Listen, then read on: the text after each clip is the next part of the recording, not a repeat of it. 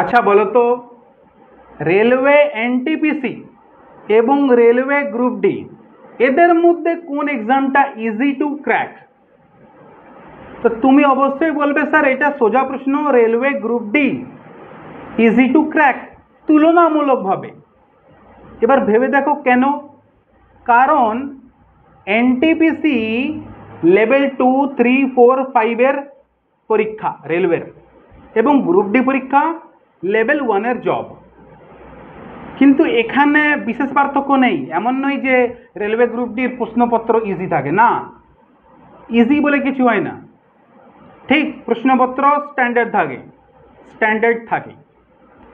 ব্যাপারটা হচ্ছে এনটিপিসিতে কোনো গ্রাউন্ড নেই, ফিজিক্যাল এফিসিয়েন্সি টেস্ট নেই, কিন্তু গ্রুপ ডিতে আছে। বলার মানে হচ্ছে যারা পরীক্ষায় ভালো নাম্বার তুলবে অথচ গ্রাউন্ড ক্লিয়ার করতে যদি না পারে তাহলে তার চাকরিটা হবে না। এইটা হলো বিরাট বড় পয়েন্ট। প্রচুর ছেলে মেয়ে এমনি হয়, হাজার ছেলে মেয়ে যারা পরীক্ষায় খুবই এক্সপার্ট, ভালো পড়াশোনা, ভালো ঘরের, কিন্তু দৌড়াদৌড়ি হয়তো কখনো করেনি, খেলাধুলা করে সেভাবে, তো গ্রাউন্ডটা মাথা ব্যথার কারণ হয়ে ওঠে।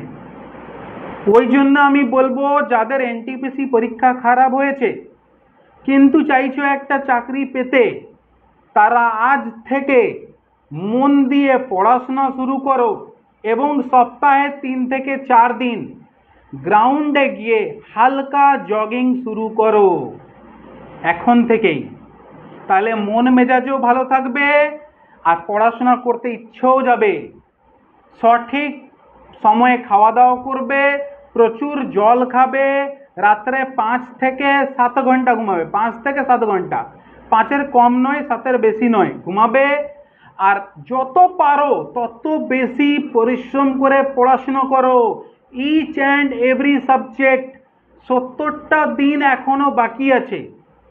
70 দিন মানে দিন ভাবো না, কত ঘন্টা আছে এটা ভেবে দেখো। তুমি একদিনে কত ঘন্টা কাজে লাগাতে পারো? 70 দিন যদি এভাবে কাজে লাগাতে পারো তো অনেক বড় কিছুও হতে পারে।